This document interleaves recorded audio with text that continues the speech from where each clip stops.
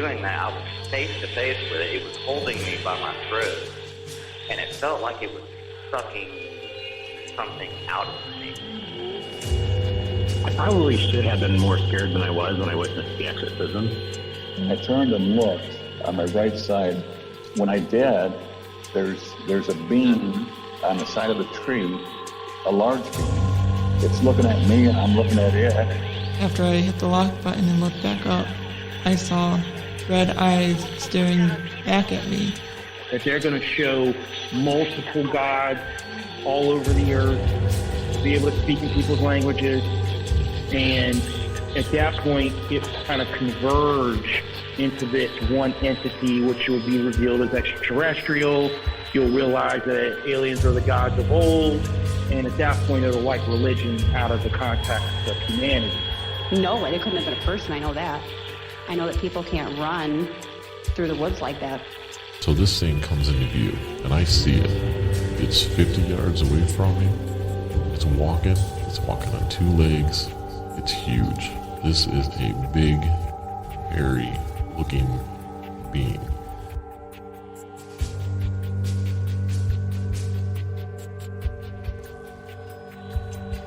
Welcome. I'm your host, and this is uNcomfortable.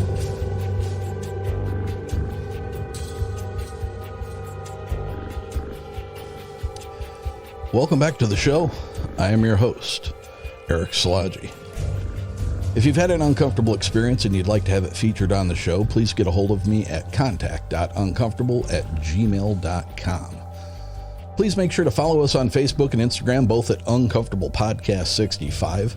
And most importantly, please share the show with others and make sure to leave us a 5-star rating and review wherever you can. This is the main way that you, the listener, can help get this show out in front of more people. And with more people listening, that means more great stories coming forward for you, the listener. There are a couple of events coming up that I will be a part of, and I'd like to let you know about those right now. First will be the second annual Bigfoot and Brews, held in Dowagiac, Michigan this September 9th. This year's speakers so far are Robert Kreider from New Mexico and Mr. Stacy Brown Jr. from Florida. They will be the main speakers for the day. Tickets are available now. Seating is limited, so if you're interested, I would suggest picking up those tickets as soon as you can. Also, I want to let you know that the Friday night before the event, we have added a VIP dinner with the speakers. Not only will you be able to sit in and have dinner with Kreider and Stacy Brown, you will also be treated to 4 episodes of Stacy Brown Jr.'s latest installment of the Skunk Ape Experiment. Tickets are on sale now. I am looking for vendors, so if that interests you, please go to the Eventbrite link and find the vendor's ticket. We will be having a website shortly. I'm hoping that within a week, the Uncomfortable Podcast website will be up, and there will be additional information for Bigfoot and Brews on there. Then, just about a month later on October 7th, actually, the entire weekend, including the evening of October 6th, all day of the 7th, and the morning of the 8th, you will be able to join myself, Justin and Jay from the Cryptids of the Corn podcast, Steve and Kyle from the Hollow Sky podcast, Chris and Joel from To Kill a Mockingbird's podcast, Justin, Ryan, and Lance from the Appalachian Intelligence podcast, and now I'm happy to announce that Bo Kennedy from the Bump podcast will be all featured at the Fortean Airwaves podcast conference. This is the first time that this is taking place. $50 is the cost for a ticket per person to this event, and that gets you access to us all 3 days. Starting the evening of the 6th, we will have a Friday night meet and greet out in the courtyard of the Inn in Ada, Ohio, which will end with an impromptu panel discussion. Starting bright and early that next morning on Saturday, you will have access to all of the show's vendor tables where you can pick up your t-shirts, stickers, and any other merch from your favorite podcasts. And that whole day will be filled with each of these podcasts taking the stage and doing their thing. The end to Saturday's events will be a panel discussion with Q&As from the audience. Then Sunday morning, just down the road from the conference center, less than 5-minute drive, we will be providing you a Bon Voyage pancake breakfast with us as a way of saying thank you for spending your weekend with us. Again, $50 gets you admission to all 3 days events. There will be a link tree in the show notes of this episode that will have all the links to the conference center, the special pricing for the rooms there, as well as alternative lodging options and links to all of the different shows, podcasts. This is a one-of-a-kind opportunity, guys, for you, the listeners, to get to hang out with us and just let the weird hang out for a whole weekend. So we hope to see you there. If you haven't heard yet and it interests you, the uNcomfortable Patreon has launched. I'm very excited about it, and it is the only place that you can find my video series, Uncomfortable Afterthoughts and A Little Uncomfortable. Go to patreon.com/uncomfortablepodcast770 and see if any of the tiers there interest you. Your support for the show has been amazing over the past couple of years, and hopefully this will be a nice little way that I can give something back. The link for the Patreon and the Uncomfortable Discord will be in the show notes as well. As for tonight's guest, she comes to us by way of our Discord server. I've had some conversations with her husband, and he had indicated that she had numerous encounters throughout her life. After soliciting her to appear on the show, she finally got all of her thoughts put together and put them down in order, and then reached out to me and said that she was ready. So, if you're ready, let's get into it.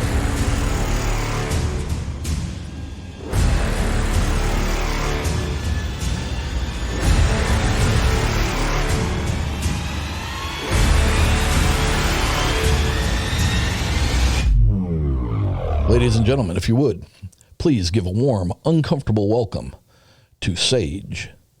Sage, welcome to Uncomfortable. Hello. Hi, everybody. It's great to have you with us. It's great to be here. I'm super excited. I am too. Man, reading that email was like, whoa. Yeah. So I am super excited to get into it. I had one drink, I'm not gonna lie, to help me ease into that is not a problem. That is going back to 2009. I was 19. I'm 33 now, so it's been a while. If you need another one, let me know and we can take a break and you can get another one. Oh no, it's 3:00 here, and tonight I'm taking the kids to the swimming pool. But nice. Afterwards, yeah. Nice.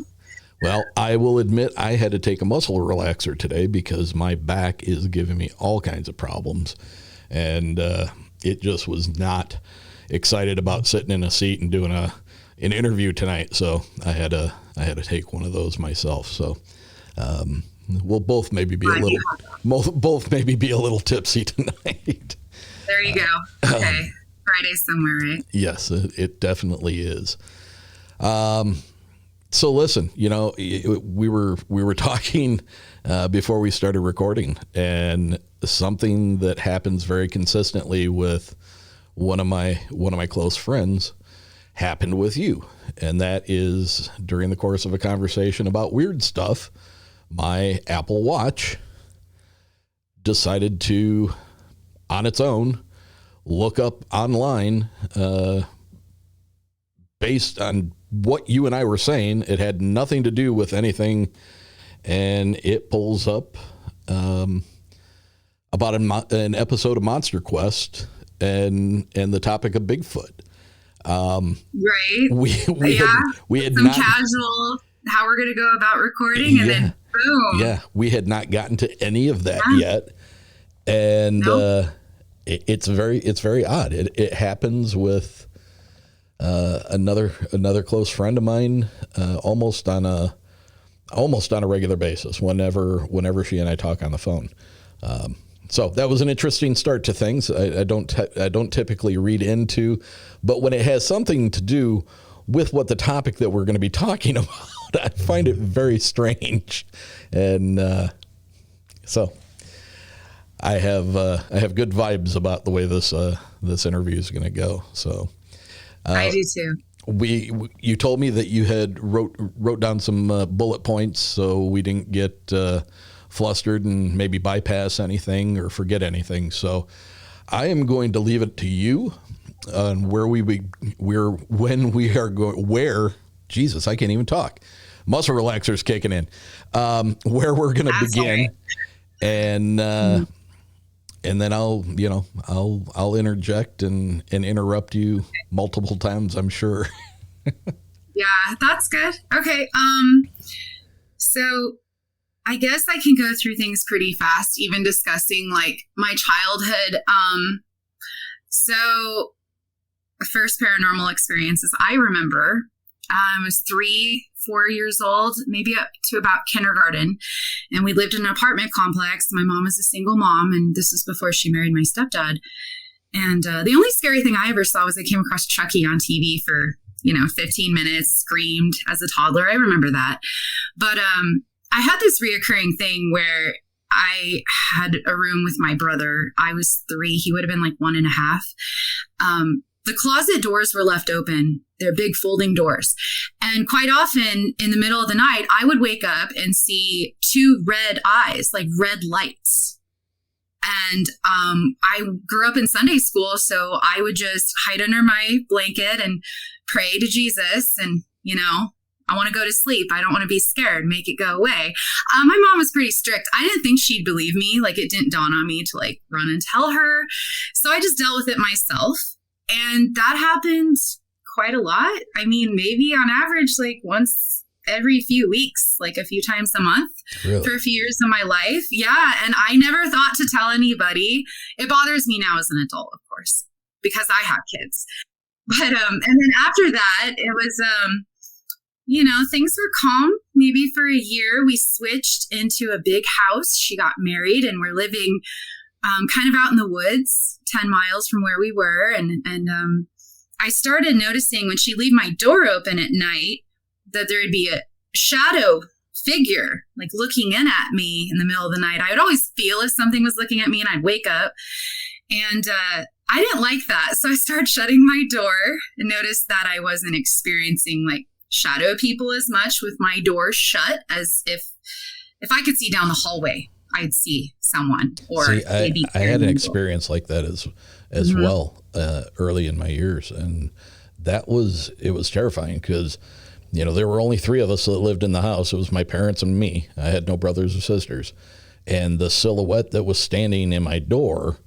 Now I had remembered seeing either my dad or my mom standing at the door checking in on me, mm-hmm. when I was small. But the silhouette that was there was neither one of them.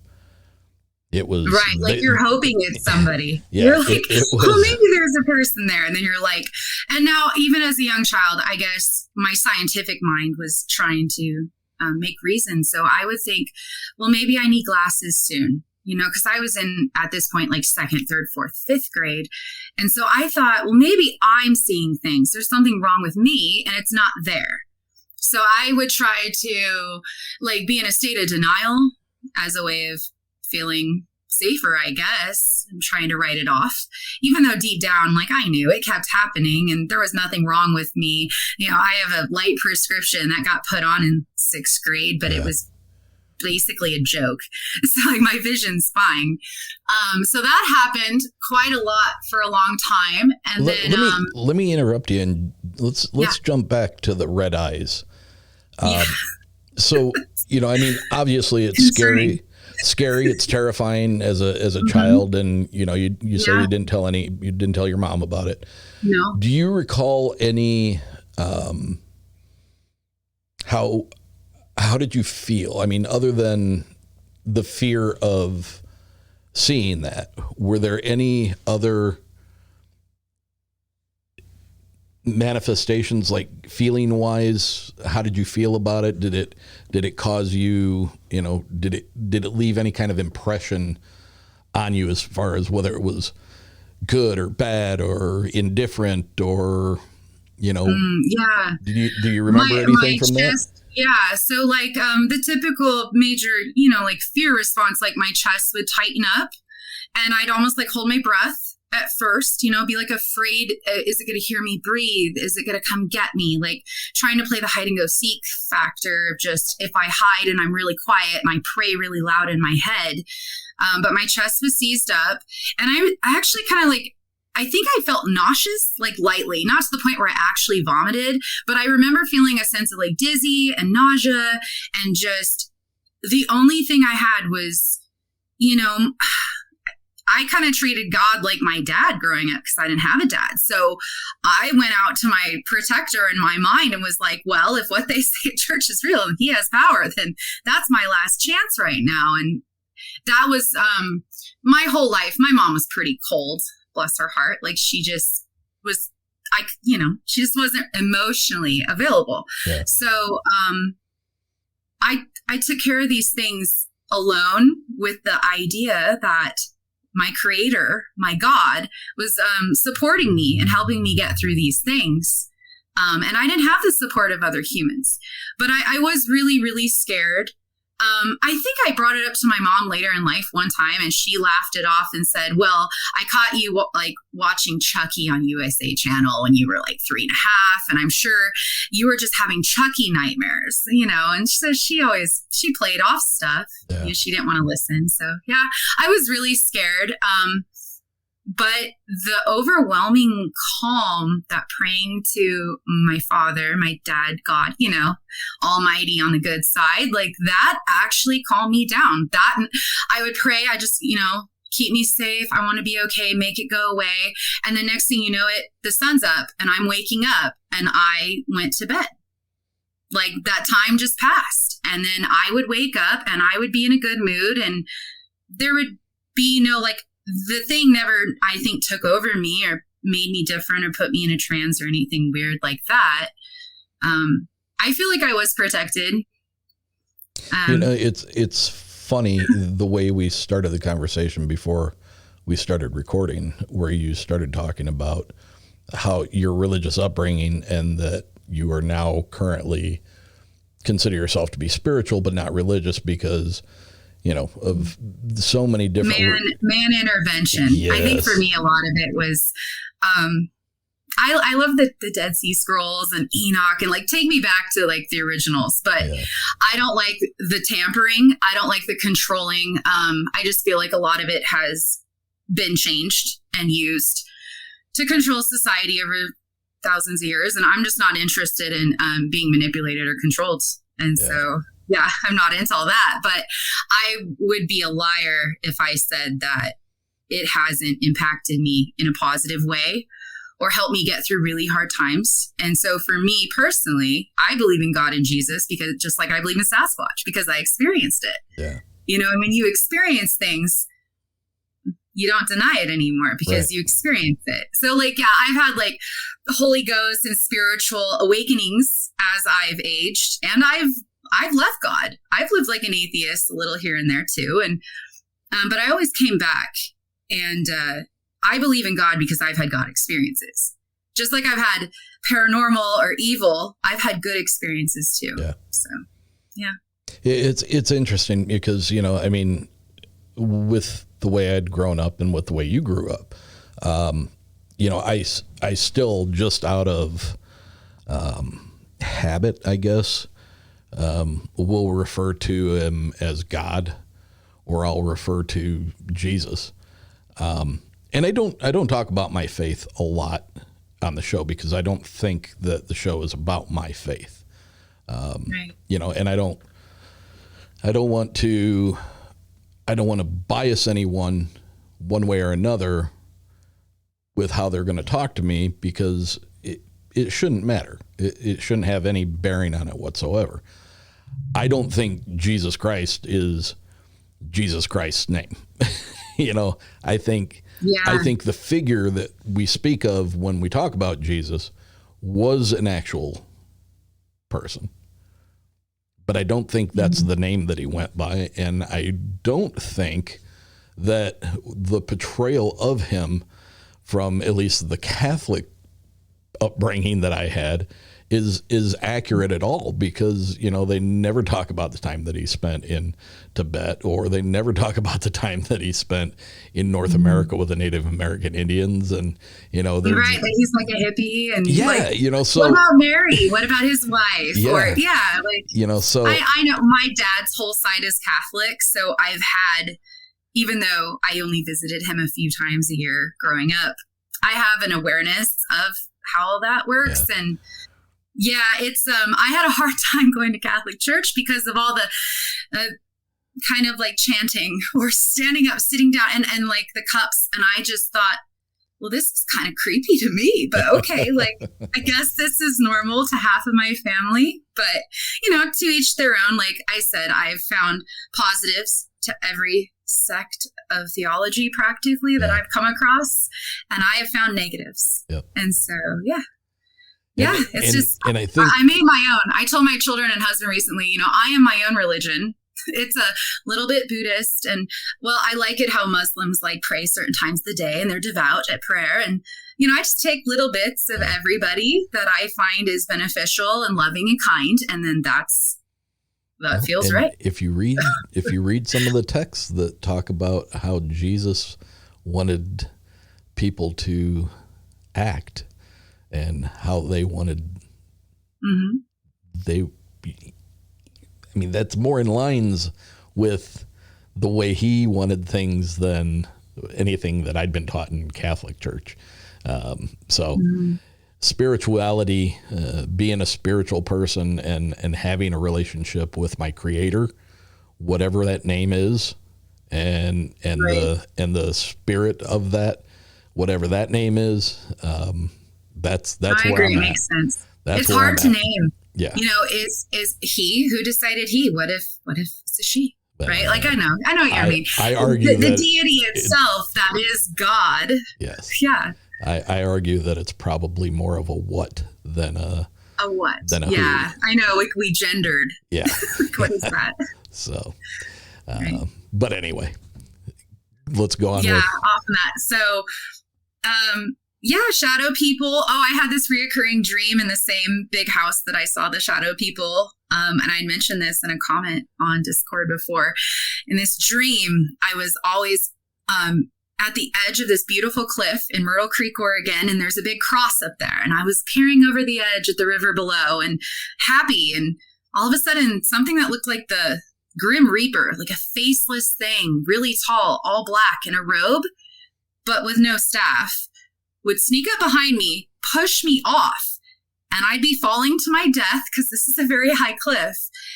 And then right as, I'm going to go splat, I would wake up on the floor in my bedroom. And I had this reoccurring dream for 5 years. really? Yeah, and I always fell out of my bed. When I hit the ground, I was like practically panicking because I thought I died. Yeah.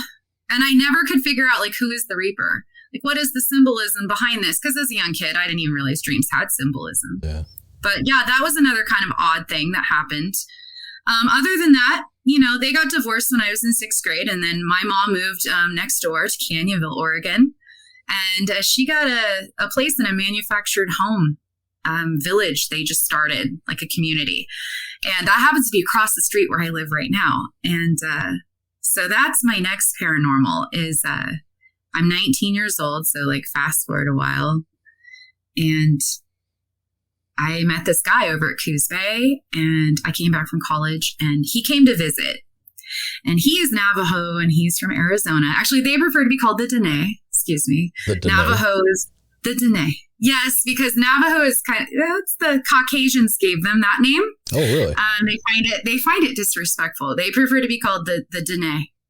So That's interesting. I never knew that. yeah, so I say it, but then I'm like, oh, I want to be respectful here. So he came to visit for a week, and a few things that happened in college. I heard ghosts in the kitchen cabinet area and weird things when I was at his side of the dorm, and he did not like ghosts. He considered them like white people monsters. Like they were not something he was familiar with. But the monsters he spoke of, I was not familiar with. So I was very comfortable with like the talk of maybe like the devil, demons, ghosts, hauntings like that. He was bringing in a new world. So when something happened with ghosts in the dorm around me, which happened only a few times in 6 months, he got really spooked, and I just had to calm him down, and that was that. But he had told me about, men turning into animals if we're walking out at night to Walmart across the street from the dorm, and you need to watch out for this and that. And I kind of started to think this guy might be crazy. Like, should I believe this? Like, what is this? Like, I don't, right? Like, I was like, So he's talking Skinwalker. Sometimes, yeah. But, so it's not dark out. I try not to even talk about them at night just because I know so much, but it's not dark. So they're called uNcomfortable. I think that's how you pronounce it. It's been a long time since I spoke Navajo, but uNcomfortable. uNcomfortable. And their thing is, you do not talk about them after dark. Like, even in a building, there's this whole superstition about it. Like, it's off limits. There's a lot. Every time I was pregnant, we had weird superstitions that I had to follow, but we'll just stick to the monsters for now. So he had mentioned stuff in college, but I just kind of like shrugged it off and thought, other things in the relationship I really like, so we're just going to keep going a little longer and see how this works out. And about 6 months into dating him, he came over to my mom's house, and I had actually dropped out of college. I'm not proud of that, but FAFSA didn't go through correctly. I couldn't pay the bills. Thanks, Mom. She didn't fill it out right the first time. And it was just like, whatever. I couldn't pay for it. I was getting kicked out because the paperwork was wrong. And that was that. And he just kind of left with me. I don't know. He didn't have a reason to leave. So when we're at my mom's house, it seems like maybe he did. Well, he was 21 and the rest of us were 19. And I think he got tired of people asking him to buy booze, or he was very studious and he wanted to do well. And he was just having a hard time in the dorm environment. I mean, I was too. Yeah. Like, I did okay, but I wasn't the 4.0 from high school student when you're surrounded by chaos all the time. I wasn't that person. So we left. He decided to go see my place. And during that week, it was like the last few nights, maybe he was going to leave in a few days, and we were outside. I smoke cigarettes. I used to. And so I wanted to go outside and smoke a cigarette at night. And he was like, well, I mean, okay. Cause like he was trying to be nice. And so he went out with me. We sat out near the sidewalk on the bricks, and the street lights were out. It might have been like 9 or 10 at night. And he saw a cat, like a neighbor's cat, right there in the street. And he goes, oh, I feel much better now. There's a cat out here. So we can be out here as long as the cat's out here. I've got to interrupt you. Do I hear children in the background, or am I hearing a cat? That's a cat. Okay. I have 4 indoor cats, so. Okay, because if I didn't ask, I know when this airs, people are going to be like, oh my God, she's talking about a cat and I can hear a cat.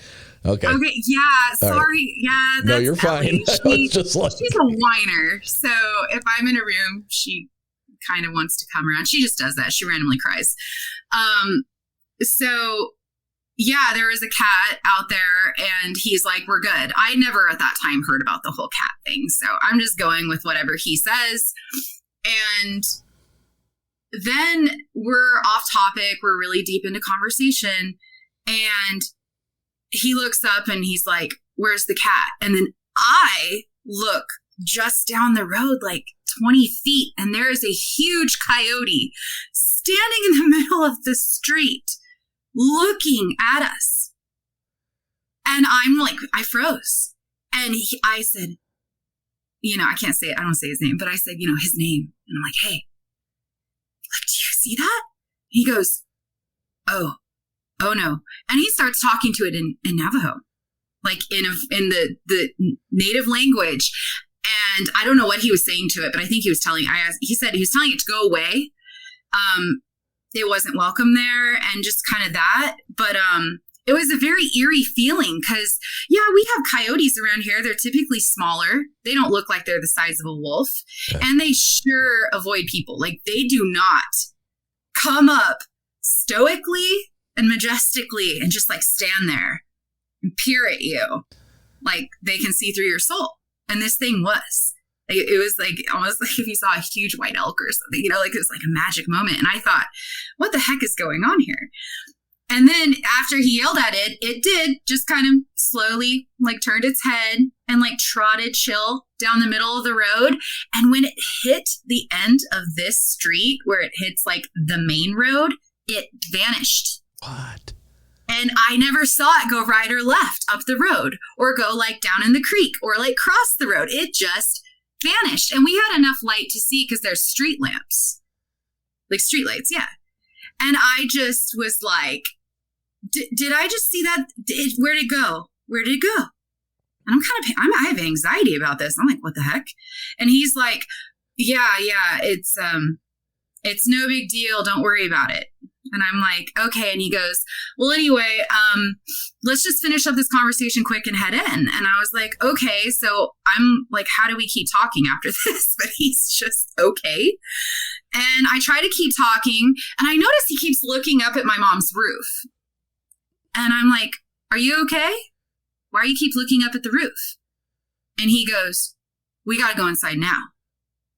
And I was like, okay, wake up. And he's like, huh? And I'm like, shh, because I'm so scared.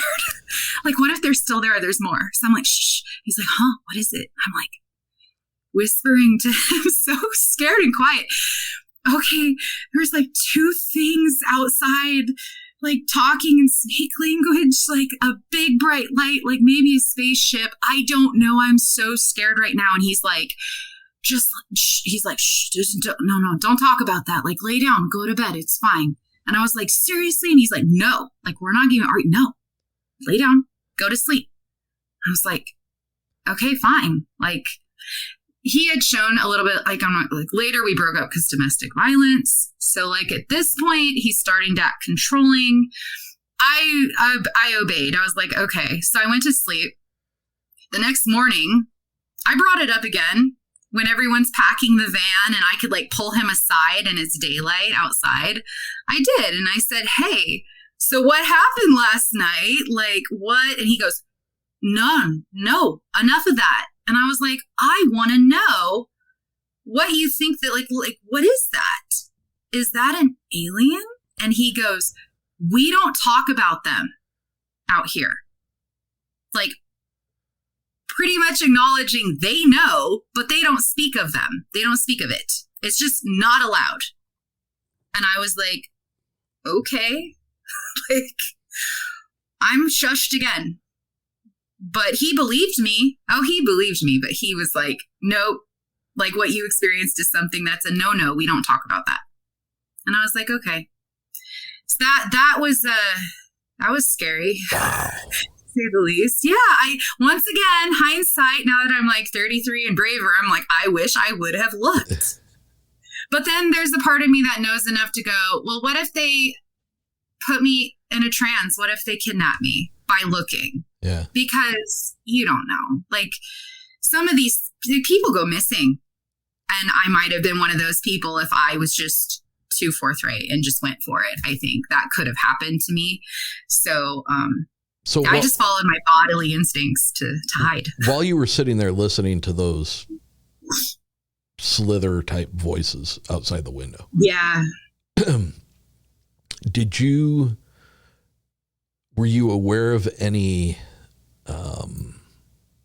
noises that whatever was making that sound? I mean, could you hear them step, or could you hear them like slide up against the side of the house, or was there any sound that you heard that would have been from the physicality of them being out there? I never heard footsteps. The best description I could give is very stealthy, like very quiet, because I didn't hear anything except language. Excuse me. I didn't hear, no brushing up, no walking noises, no movement to the surround. Like, they didn't kick a rock, like nothing. No, just language. That was it. So that was probably what made it so eerie for me. Have you ever heard anything else that sounded like that language since then? Have you heard anything in any alien movies or UFO documentaries or any kind of theatrical release, anything that was like, oh, that sounds like what I heard? So depictions of like the devil in the Garden of Eden as a snake, except it's speaking English, but the dialect part, like the snake aspect, takes me back to like Garden of Eden snake, or like I would Harry Potter. I'm not a huge fan, but like my kids, people have put it on in the background, and when I first heard it in there, was just like, whoa! I don't like PTSD. Like I don't want to be reminded of that. I wish I was recording it. It would be so cool. Even if I could come across, if anyone else ever has recorded it, I would love to find that to see if there is like, oh, wait, that's it. There's a comparison and this has been documented before. Yeah. But I have yet to take the time to dive into just that specifically. I have found a few accounts of Native Americans on reservations talking about reptilians like jumping out of the desert, chasing after a car. Like there's some pretty interesting stories on reptilians, a few that I've come across that I'm like, based on what I heard, I believe you. Like that could happen, especially out there. There's a lot of crime. I mean, okay, I love Native American culture. That's why I was attracted to the man in the first place. Like I have 3 beautiful children that are half Native. There's plenty of beautiful things to the culture, but the dark side is dark. It's ancient. It's like witchcraft and the shape-shifting and curses and hexes and all the different stuff that people can put on you. Relatives, if they call for your death, they don't even have to kill you themselves. They just have to order your death, and they can get the power of shape-shifting and become part of that group. And they have their own meetup spots in the hills. And there's a lot of weird stuff. So, Uncomfortable is pleased to have BetterHelp sponsoring this episode. 10 years ago, I found myself in the midst of something I never expected. I was in crisis. I needed help. I knew I needed to talk to someone, but my pride and my embarrassment of having to ask for help kept me from seeking in-person therapy. Had BetterHelp existed back then, it would have made a world of difference to me. BetterHelp is the world's largest therapy service, and it's 100% online. With BetterHelp, you will tap into a network of over 30,000 licensed and experienced therapists who can help you with a wide range of issues. To get started, you just answer a few questions about your needs and your preferences in therapy. Then, BetterHelp will match you with the right therapist from their network. You can then talk to your therapist however you feel comfortable, whether it's via text, chat, phone call, or even video call. You'll be able to message your therapist at any time and schedule live sessions when it's convenient for you. If for any reason your therapist isn't the right fit, you can switch to a new therapist at no additional charge. With BetterHelp, you'll get the same professionalism and quality that you would expect from in-office therapy, but with a therapist who is custom-picked for you, with more scheduling flexibility and a more affordable price. With this offer, get 10% off on your first month at betterhelp.com/uncomfortablepodcast23. That's betterhelp.com/uncomfortablepodcast23. First Nations accounts of sky people, of star people, of Sasquatch. Those have always been something that resonated with me very strongly because they are so much more of an ancient culture than anything that we can even perceive. We're what, this past 4th of July, we're technically 246 years old. Yeah. You know, It's not really old when you think about it. I can remember being around to celebrate the bicentennial, which was, you know, that makes me old.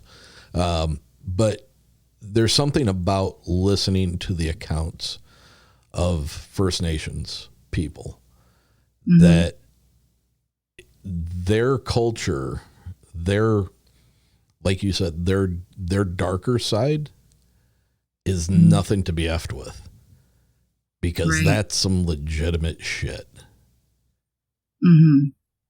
It really is. After all that, and I'm so much more comfortable with a ghost haunting me now, like after that, like ghosts were nothing, you know, as time went on, I'm like, I can deal with the ghosts. You know, I know how to handle this. I tried to tell him, like, I'm not scared. I'm going to be with you. I'm going to have your kids because I got Jesus Christ power, right? And my Christian side, and I'm going to be safe from this. And he just kind of giggle at me sometimes and say, well, I hope so. I hope it works for you because this is serious. And you know, and I started respecting it more. I didn't go out at night, and I started understanding that when I was with him, at least, I thought it was going to be a thing for me and for my children, maybe. What's crazy is I broke up with him in 2014, and there's still been weird things. And I don't know if it's because I have his children. They're not happening to me, but like my middle son, he's been having recurring nightmares the last few months. And they're culty. They're like ritualistic. They got Native American stuff in it. And I'm just like, OMG. Birth dad is out of the picture. He is not a nice guy. He is not someone I can reach out to. So I'm doing as much as I can to just study up on how to help protect my son from his dreams and just other things like that. But yeah, for a while, it felt like things did calm down. But no, they like rear their little heads sometimes. I had sleep paralysis 3 times in my life, but the last one I had was about 5 months ago, in the winter. And what I was dreaming of before I woke up frozen was a chief. And he was speaking to me in, I don't even think it was Navajo, some other like tribal language. And I woke up frozen and I thought, oh no, not again. Because it had happened to me like twice before in the last, the first time was 2015 was the first one. And then after that, it was like 2019. And so we're in like 2023, the beginning of 2023, and I'm having it happen again. But this time, there's no like Slenderman black thing standing over me, peering down. So I'm just happy there's nothing staring at me as I'm frozen and I can only move my eyeballs and I'm trying to scream, but nothing's coming out. But yeah, the chief thing. So my son and I have been having like pretty strong Native American dreams the last 6 months, or experiences. So I might contact one of my good friends and see if she can help me out. She's kind of aware of shaman and the Native American church, the NAC, you know, like all that stuff. Yeah. So yeah, it's very apparent to me, and you know, in whether I put this video out or not, the audio obviously will be released. And I imagine most people can probably tell by the sound of your voice, you have had a smile on your face the entire time that you've been telling me all this stuff. Not from the hard life. I make light of stuff. You know, not from the standpoint of like you're really digging all this stuff, but you know, you're able to keep it makes me nervous a little bit. You know, you just, I mean, so far there hasn't been any indication to me that you have like dwelled on the darkness of some of these things that have happened. That doesn't seem to be like an attraction to you. Some people I talk to throughout conversation, you can tell that even though they're talking about, oh, this scared me, or, oh, I want to get rid of this, or, you know, they don't always. There are times where you can hear it in their voice that they're perfectly content with what's going on and not trying to make any changes in their life to rid themselves of what's going on. And I don't get that from you at all. You just seem to have. I'm a mama bear. I'm a mother. That changed a lot, you know? Yeah. Yeah. Well, I risked my life all the time before I had kids. Like I was a daredevil and I was really out there, did a lot of stupid stuff I shouldn't have done and survived it. But when I became a mom, like I was young, I was 20 with my first. So my kids now are 13, 12, and 10.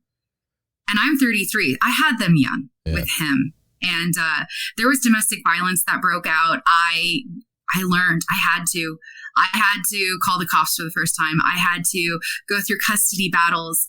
I had to survive.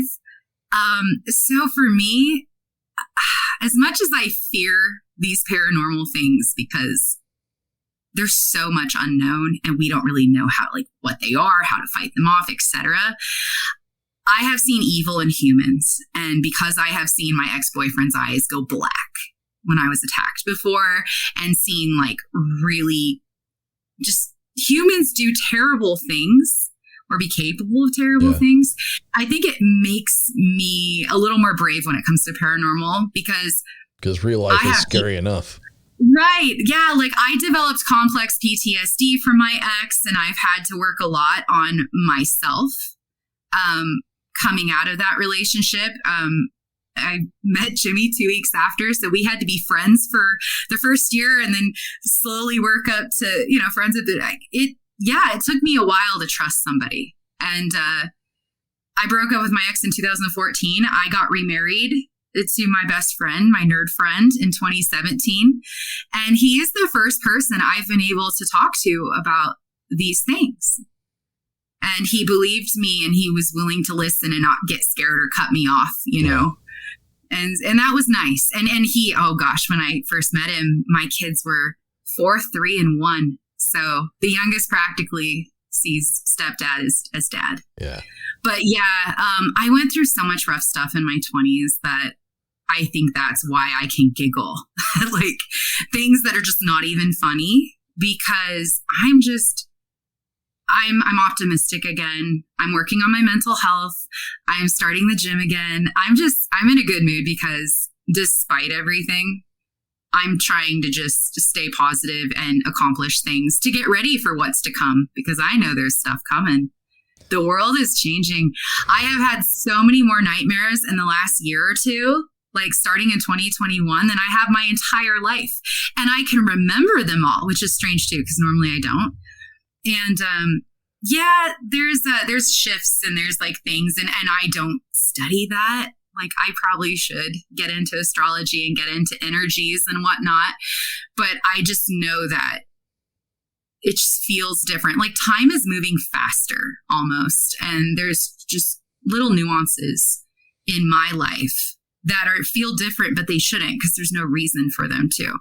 I'm aware of politics and all that. They're heavy.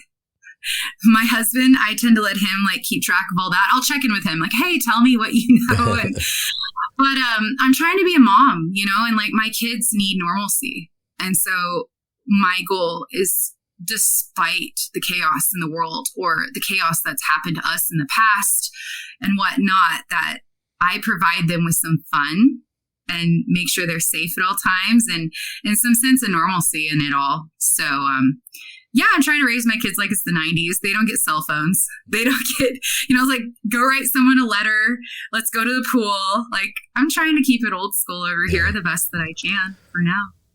It's funny. There's a couple of things that you said there that are really, I understand that you're part of our Discord community and these things may have been talked about. So, but you talked about, there's big changes coming. And I think you have to pretty much be really dense in the head or completely living your life under a rock if you don't feel the same thing, because there is definitely changes that are in the wind. And you said something that I have said, and I haven't heard anybody else say this yet. The time is going faster. And it really feels, I use this term, and it's out of one of my favorite movies. I'm a nerd too. The Highlander. I call it the quickening. It feels like everything is kind of on a fast track to get to point B, but none of us know what point B is. It's a strange feeling because it's not with everything, but it seems to be with everything that's weird and bizarre. Yeah. It just seems like it's a quickening, and to what it's leading to, I have no idea, but I don't necessarily get a great feeling in my gut about it. That's definitely a thing. I've also kind of got the idea that, like the Matrix, I know it sounds so cliche, but I don't know, like things are being controlled, or they're not what they seem. There's definitely that vibe lately that comes to my conscience when I'm like cooking or clean, just like living life. And I think, wait a minute, what if, because something's off. Like I sense it, and it doesn't feel right to me, but I can't quite put like I don't know the answers. I mean, no one does, but I just know that intuitively my intuition's usually right. And so I'm just kind of waiting to see what's going to happen and being prepared for that by trying to stay mentally strong and try to get, ready for whatever it is. But even my children have said that, Mom, summer's going by so fast. June's already gone. And I'm like, see, even the kids are sensing this. Yeah. Like, kids don't lie, and kids know things too, I think. Especially kids like, Jimmy's daughter and my middle son, there are sensitives. When the house is haunted, when something's up, it's me and those two that always call it out. And then there's like dad, and then my older daughter and younger son, who tend to just like they don't notice as much. Yeah. So my older daughter, my stepdaughter, she moved out and she's 21 now. But my middle son and I are still here. And so, yeah, we sometimes have these private talks away from everyone else. He's kind of shy about it, like that he's experiencing things. He doesn't want to feel like a weirdo. But I tell him, oh, no, like when you get older, there's a whole group of weirdos. You can get on Discord. You can do what mom and dad do. We're all out here. Yeah, you're not the only one. I tell him, the main thing is something like my ex had mentioned, or just even in church or wherever, evil feeds off of fear. Mm-hmm. So like, try to be brave, because a lot of things will feed on your fear. So that's always like what I go back to with him, is trying to like find ways to make him feel more in power in a nightmare, in a situation, and just in general, whether it's bullies or monsters, whoever, do not show fear. And having faith or belief in something. And I'm not necessarily even saying that it has to be God or Jesus or, any one of the religions, but as long as you have something that you hold on to, that you have belief that there's power in it. I don't care. Like even self-worth and power. I mean, you could believe in yourself fully in that moment, and it's, you love yourself enough, you want to protect yourself. And yeah, like, I mean, even without a deity, I mean, you want to survive. Like, you need to have that bravery and that willpower to fight back when the time comes. Yeah. So, but yeah, that's pretty much most of it. I mean, like, there's so many other random little things, like just a Dogman and reptilians. That's it. Dogman and reptilians. Oh, Bigfoot. Yeah, that was my husband kind of talked a little bit on that. I didn't believe in Bigfoot until I was in the woods hearing a Bigfoot. What did you hear? So we went out a ways, way out the Umpqua National Forest. I think it's called Fish Lake. He said it in his interview, but it's like a 2-mile crazy dangerous hike in, and we get there and tent's getting set up fast and sun's about to go down, and It's my friend's birthday. She brought her boyfriend. She invited us on like a double date. My oldest daughter was at home watching the kids. And so she brought a bag of mushrooms. And at that point, I tried it like twice before, just like a little bit. And so I kind of had an idea of what it was going to do. But I'm like, hey, we're outside. Yeah, the darkness is coming. That's not ideal, but I trust her. And it's beautiful, whatever. Her and I each take one piece. I hand the bag over to my husband for him to have like a few. Well, he eats 3 and then he's just like, he hated the hike in. It was bad. I overpacked on accident. And I wish he would have left some stuff with the car. He was the mule, wasn't he? He was not. Well, let's just say he didn't say he didn't want to carry it when we were leaving the parking lot to go on the hike. He could have left stuff, like, but whatever. So. Could he, though? Oops. I'm sorry, honey. No, he really could have. I was not a tyrant. I was just not used to being in the woods. I grew up with a mom that was a mall rat, like always at the mall and shopping and doesn't go camping. So I didn't understand that this campsite wasn't nearby.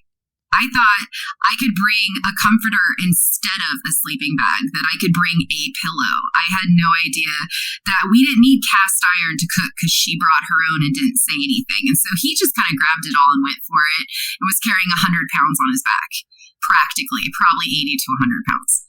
And so anyway, he wasn't in a good mood. So he's just like, can I have this whole bag of mushrooms? And my friend, bless her heart, she's just super nice and like go with the flow hippie. So she's like, yeah, okay, fine. It's her birthday. So he just monkey paws.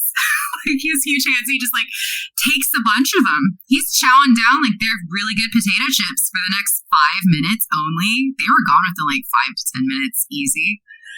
And then the sun's completely going down. And maybe a half an hour later, we're looking at the stars.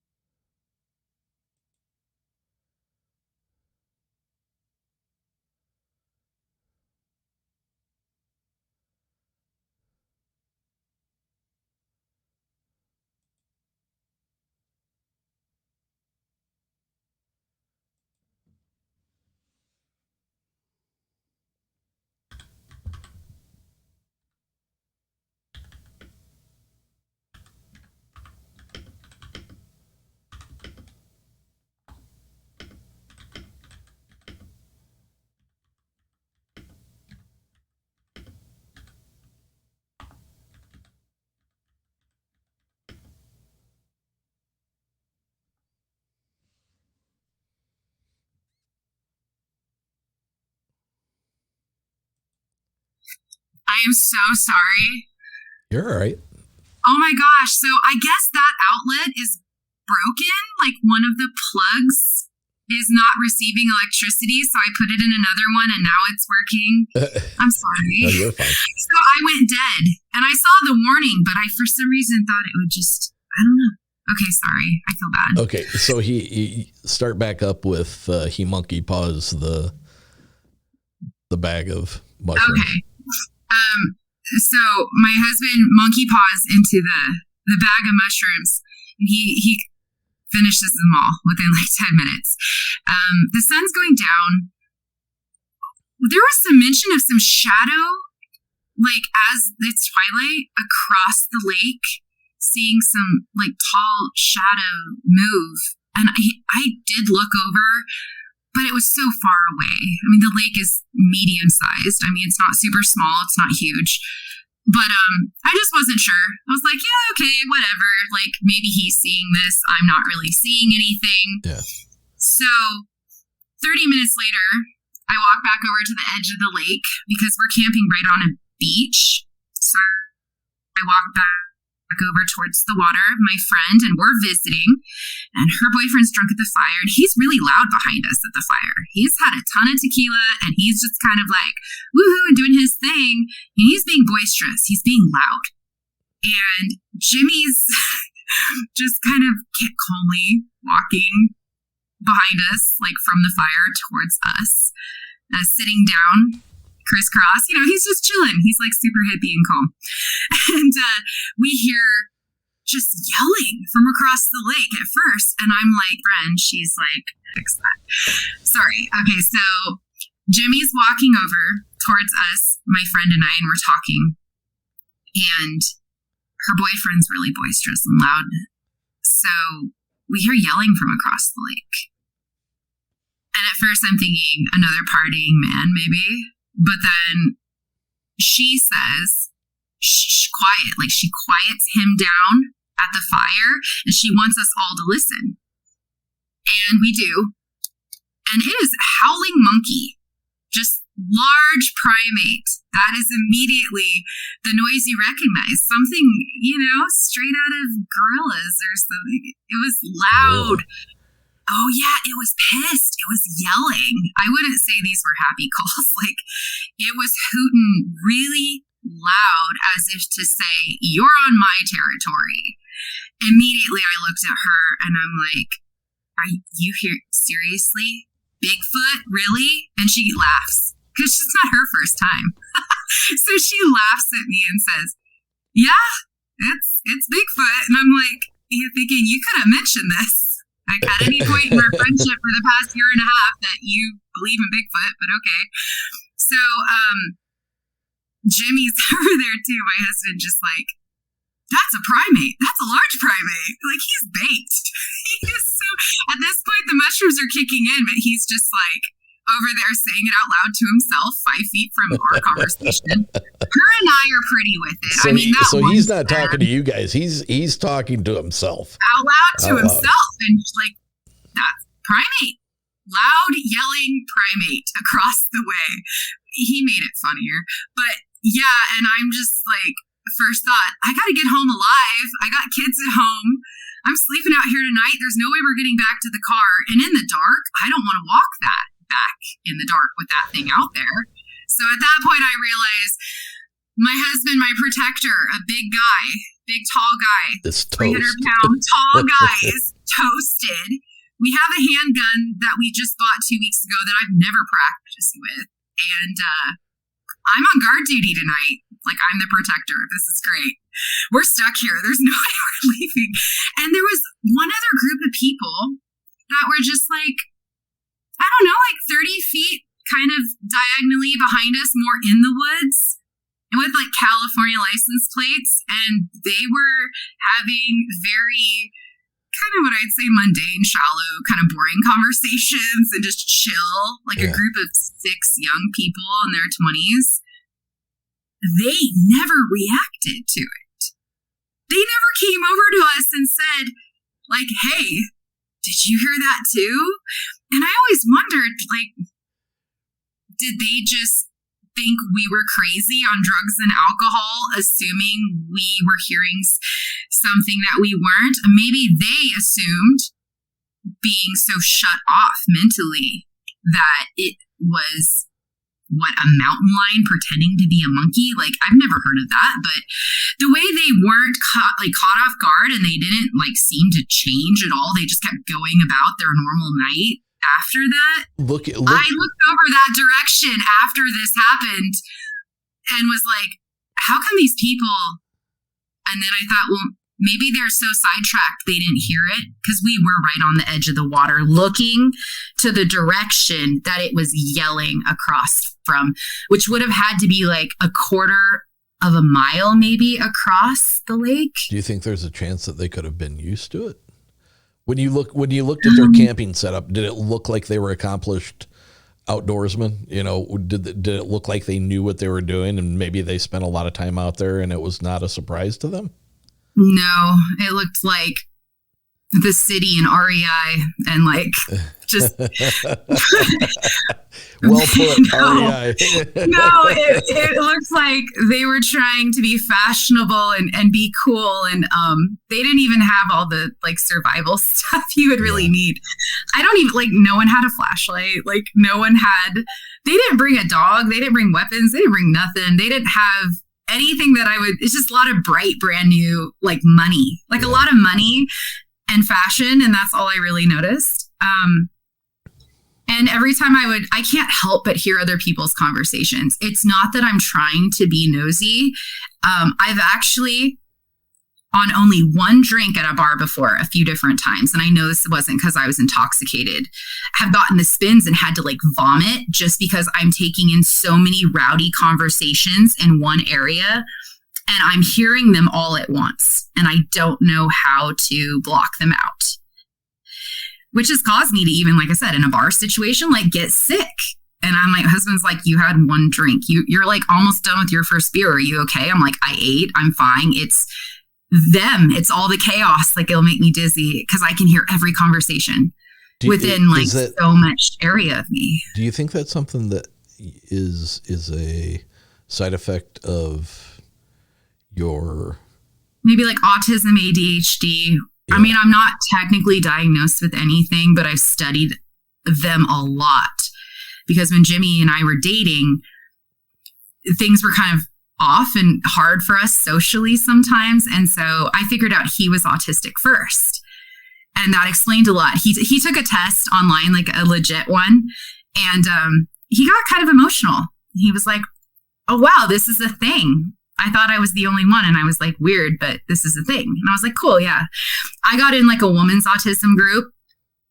Actually, I got in a group of neurotypical regular women who were married to autistic men. And I ended up defending the autistic men so much that there was a troller in there, and she personal messaged me and grabbed me aside and said, hey, you don't belong in that group. Take this quiz. I think you're autistic. You're not like those other catty women, and you don't fit in there. And she like pulled me, she like guided me to my side, and she got me help and tested. And it turned out that like, yeah, I'm on the spectrum too. And, so yeah, but it might be, because when you look at the symptoms of ADHD that people talk about, or autism, that is, noises. We have a hard time like with our senses, like blocking out bright lights, our irritants, certain noises, volumes. Like when I go to fireworks, sometimes I have to use ear protection. Yeah, that could be part of it, but like my husband has it and he can block people out. He's not hearing a conversation like 10 feet across the room sometimes. Like even if it's quiet, like he's not doing that. And I'm picking up on energies, vibes, as you call it. I can pick up on it into like the feeling of a building. If I walk into a new place, I can kind of get a sense of like, how does this make me feel? Am I at ease and just neutral, or am I like freaked out? And sometimes I'll go back and look at the history of a building, especially if it's older, and see if there's any cause or like how correct my intuition has been. But like I'm a busy mom, so I don't really get to put like a whole lot of time in figuring out my little maybe powers or talents or whatever you want to call them, because I'm just so focused on trying to do those things. But maybe it's something that in time I should make time for, because it could be interesting. It's an interesting description that you give, because I have found the majority of my young adult and all through adult, I can be in a loud environment, having a conversation with somebody that's right in front of me, and I struggled to be able to hear what they're saying because I hear the conversations around me. Right. And it's a very distracting thing. And, I went to, and I have a terrible time reading. I mean, I can read fine. I can read very well, but I don't I got to restart constantly. It's like I'll get a paragraph or two into it and my brain is jumping to, I haven't talked to Bob in a while. Geez, I got to pay the bills. Oh shit, I forgot to take out the trash. And then next thing I know, I'm like, shit, I got to go back and start at the top. And halfway through, I got the same thing is happening, you know? So the doctor told me I had like late onset ADHD. Yeah, that's ADHD. That's what I was about to say. That's that. Yeah. You know, he wanted to put me on Adderall, and I was like, I don't think I need that. I mean, reading for me, it would be nice to be able to read, but it's not something that's dramatically affecting my life in a negative manner. You know, if it's something that is interesting enough for me, I can push through it and I can eventually get it read, but to like sit down and read a novel for enjoyment, no, that never happens. Never going to happen. You know, it's hard to stay focused too long on one thing. Now, if it's your special interest, like sometimes that definitely makes it easier. Have you tried jumping kind of around on a page and hitting like the main topics or main words, like kind of like what a quick reading almost? Speed reading. Yeah. Speed reading. I'm good at that. I noticed. I got through high school like that. Yeah. I got through high school like that. You know, like English class where you had to read Wuthering Heights and, you know, whatever, all the old classics that we had to read in advanced English. That's how I got through it.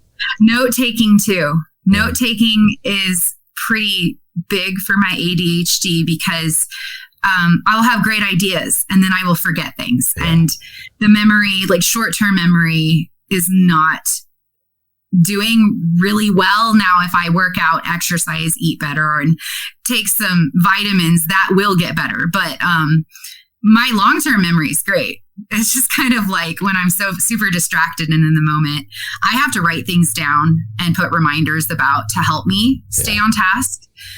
But I don't know. I mean, I thought about going on stuff too, like pharmaceuticals, but I don't know. It just doesn't feel right for me. I'm not going to say it's wrong for other people. I just personally, I need to be really in touch with my soul and what's going on around me. And I don't feel like I'm going to necessarily grow through all this if I'm dosed up on stuff that's altering my brain. And so for me, it's important, even on days that it sucks and it's not easy, to just be organic me. And that's the goal. Yeah, we all I'll drink sometimes, or I'll smoke. Like weed is definitely, alcohol can be kind of hard on my ADHD, I've noticed. So depending on what it is, like the hangovers suck.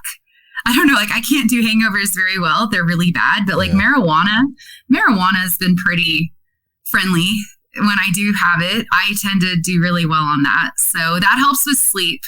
I've been avoiding it lately. I haven't smoked pot in almost 2 years, but I haven't been sleeping well either. So I think that I should consider going back to marijuana for sleep. And who knows, maybe I would have interesting dreams on that. Be worth a try. Part of me is afraid it will shut everything off too. We'll see. I could at least try. Well, it's legal here. Yeah, it's starting to be legal in a lot of places. I worry about, and I'm in no way, shape, or form saying that I have any kind of abilities, because I've been told that I do, but I don't. It's like I don't know. You know, I believe I'm an empath. You know, because I have. I can have conversations and I'm like literally exhausted after them because there's so much emotional entanglement with that conversation. But I think there's a big truth to keeping your vibrations, keeping your frequency at a high level. And that is a good place for you to be. And when you start doing things that knock down that frequency and knock down that vibrational level, I think you become more susceptible to things. And by things, I've everything from states of depression and on through possibly, oppressive type stuff. I've gone through that. Yeah. Being able to come through. Yeah, those aren't fun places to be in. Yeah.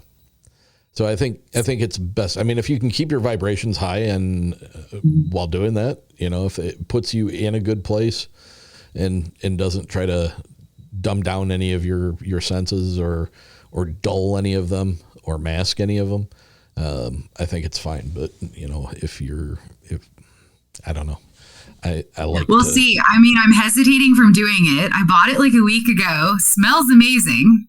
There's no reason why I'd be putting it off, but I just don't feel like doing it. Yeah. So we'll see. I like to follow my gut instinct just because all the times I haven't and just all the regrets that I wish I would have. So I'm trying to listen to that core instinct and obey and follow that.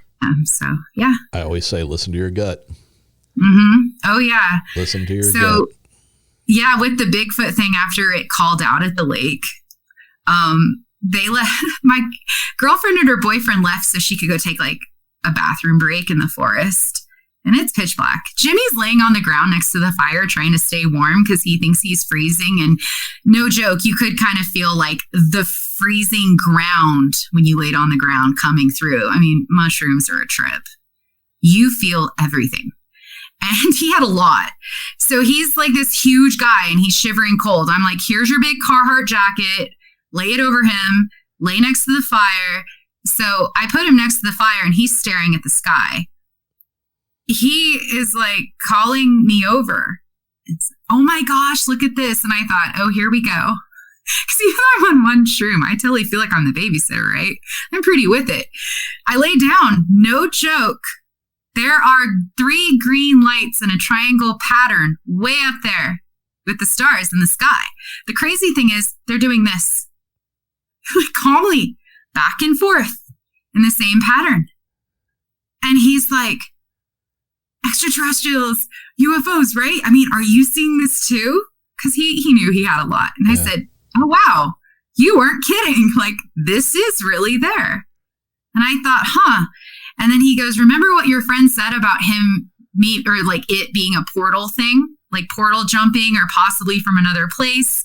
He's like, look at that stuff floating above us. And I was like, maybe like Sasquatch uses portals. I mean, the thing disappears immediately. No one's caught it. That right there should be a huge indication that, if you can vanish into thin air, that's portals, And so to me, it's just common sense. Like, yeah. And the smell that came through camp too. Oh my gosh. Oh, you like got I was the on guard smell. Same time. Like, yeah, he has me look up at the sky. I get up, I go to tend to the fire. They're still gone. They've only been gone at this point for like 7 minutes, and this horrific smell. And of course, me as the wife, I'm like, because at first it was really bad sulfur. I'm like, did you fart? And he goes, no, why? And I knew because he was like caught off guard. I knew he wasn't lying. And then it got worse. It turned from like sulfur eggs to just like dead animal and skunky and just thick. Yeah. And I was pretty far from him because I started walking to go investigate the other way. So there's no way like a gust of air, no human fart, even if in the wind, would have taken up this much space.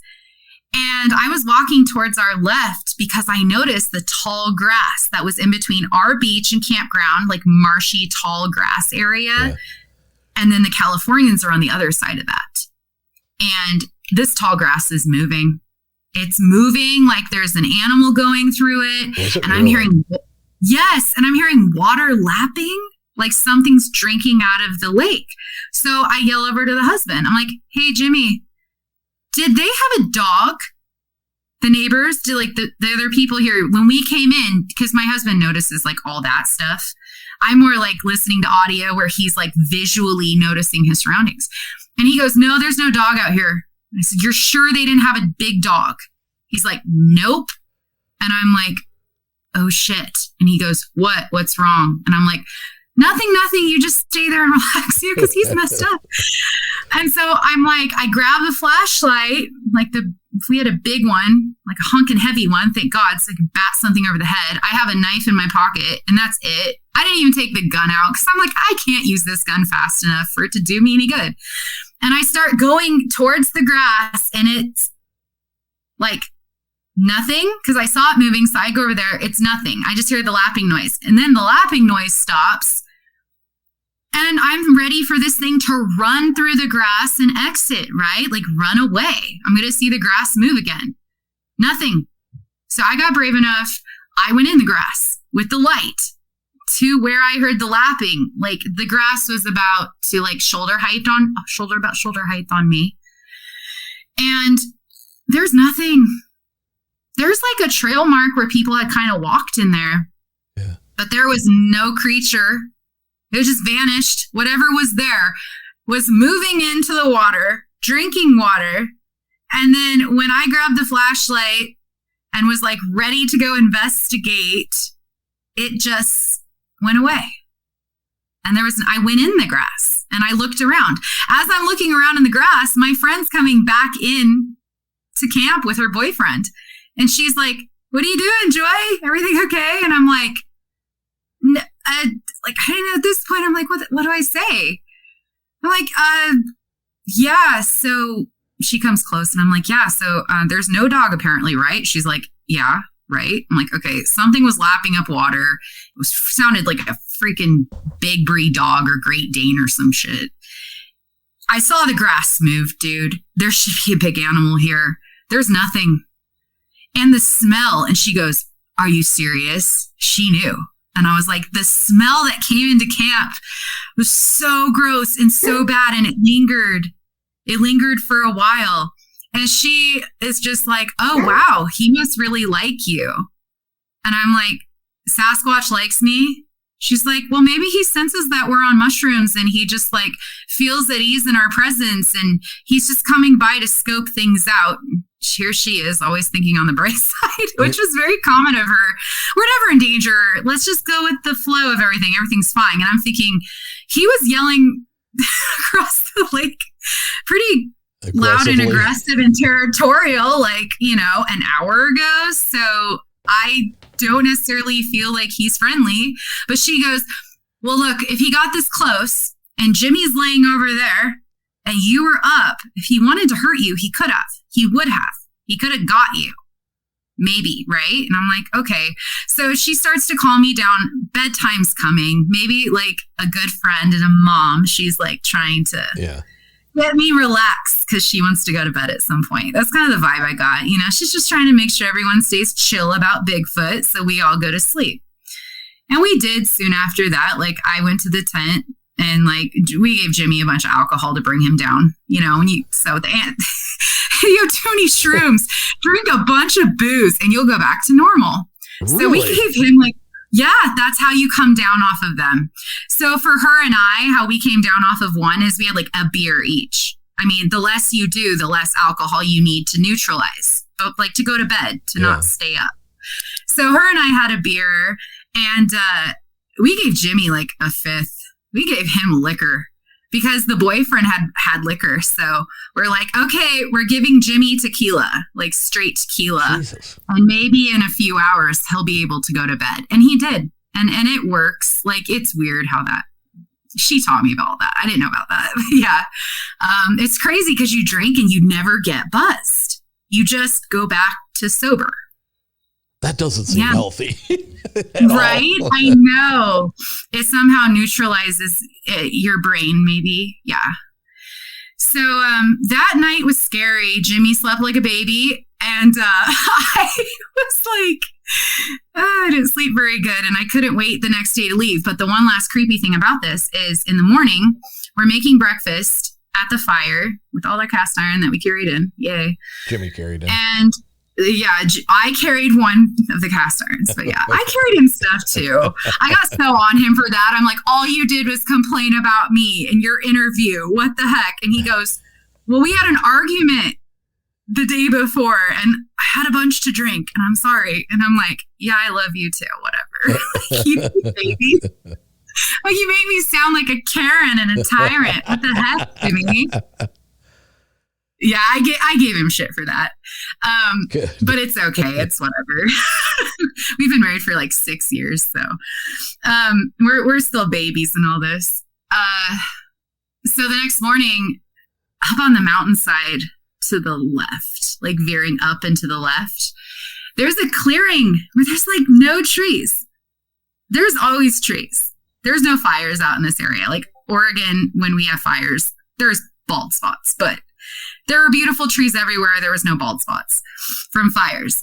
But there was this big clearing, and there was what looked like, I wish I remembered the exact term of what it looked like, because I did find a documentary on it a month ago. But the closest word I could come up with yesterday, last minute for this interview, was like Stonehenge. Yeah. Like literally like what looks like man-made or intelligent-made placements of stones, like a house. Really? In stones on top to the left. And I point that out to the husband, and he's like, oh yeah, I saw that last night when we were coming in. I was putting up the tent. I noticed that right away. And I'm like, well, yeah, because he's the visual one. I'm like, yeah, I didn't. But in the morning I did. That was eerie. That was creepy. In fact, my first thought was, I want to go up there. I want to go up there, but I got to go home to my kids. But I'd love to hike up there, because I thought, is that the portal? Has that something to do with the portal? So you're not saying that it looked like stone, part of a stone foundation of an old cabin that might have been there. This was like a distinctive placement of rocks in a pattern to kind of create something. Oh yeah, nothing from like the last 100 years. We're talking ancient. We're talking like what you see. They have some of them over in the Europe area, I think. Like I looked them up online. But these things are like thousands of years old. They're really old, or at least 1,000.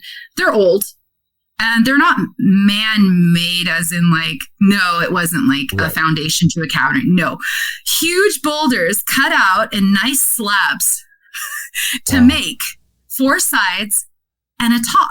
And the top was just a flat, and another, like a stone was just set on top. And weird. It was just up there in its magnificent glory, like some kind of god or, idol by itself. And there was no vegetation around this thing, but there was everywhere else. And that immediately stood out to me as out of place. Super creepy. Yeah. I want to go look at it now, but I don't have time. We had to hike out soon and get back to our kids, but also there was a huge snowstorm coming in, and it was the end of May. So we were pretty high up in the mountains.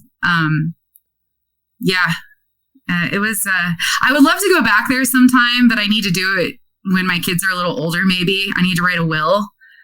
Make sure that, what about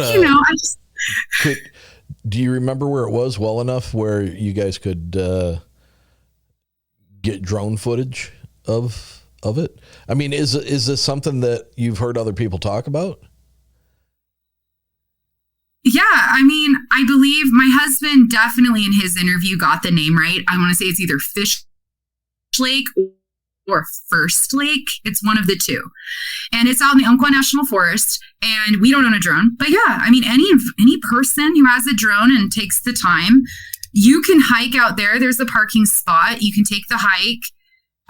So it's not something that you guys just happen to discover. It's known about. Have you ever been anyone who visits the lake, I mean, I'd be shocked if you didn't look up at some point. I mean, if you stand there and you do a 360, you can't miss it. You can't miss this. Have you ever tried to find anything online about the origin of it or what it's supposed to be? I should have. Yeah, I can't believe I haven't now that I think about it. Yeah, I kind of came back from that trip and I was just exhausted.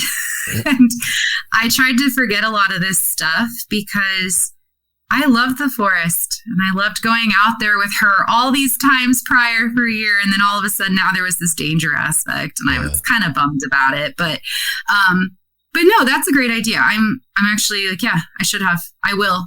I'm going to go look into that tonight and see if I can. The only other Bigfoot thing out there in the Umpqua National Forest. Yeah, the only other thing out in the Umpqua National Forest was a few months after that.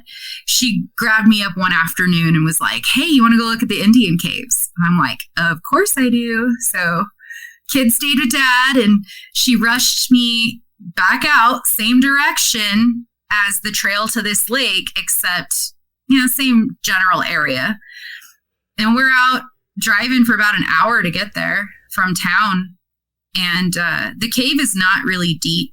It's just, it's like it only goes 10 feet in, and it's pretty wide. But there's really magnificent drawings on the walls. Really? And I did take pictures of those. Yeah, because you want to kind of like solve the symbols and figure out what it means. Now, we have the Cow Creek Native tribe and a casino in this town. But what was creepy is what happened when we first got there. So we got there in a little like 1-lane gravel road, right? This is BLM land. So like you pretty much bring a chainsaw because there could be a log randomly, like a tree fell or something blocks the road. So everyone has their like little personal chainsaw on the back of their Jeep or truck, and you make it work. So we're doing that, and we park right in front of the cave. We get out, we each had one mushroom on the way there, some cigarettes, and we're having girl time. And so we got to take a pee. So we're like peeing in the freaking bushes in the side of the road there. And as we're peeing, we hear something scream out. And it sounds like a drunk dude. And it's like 3 p.m. in the afternoon on a Wednesday, middle of the week. And I'm like, oh, great. There's some asshole out here with us. Like, I don't want to deal with that. And I said, did you bring your gun? She goes, no. Did you bring anything? No. I'm like, oh, great. Like, this is not what I want to hear right now. I got to get home to my kids. That's always in the back of my head. I'm a mom. She wasn't at the time. So this thing that yells out like a rambunctious drunk guy yells out twice and then stops and then pauses, then yells out again. And I'm like, but he's never speaking English. He's just doing like loud cat calls from the dense woods. And I'm thinking back to when we were coming in, and I'm like, dude, I didn't see a turnoff. Where would this party be? And she goes, I didn't either. We know that normally if people party out there, not only do they do it on weekends, but they mark it with like an empty big beer box to kind of say like, here's the party, turn off here, because you get lost out there. Yeah. There's a lot of twists and turns. So they mark it. There was no marking coming in. There was no sign of humans, no cars, nothing.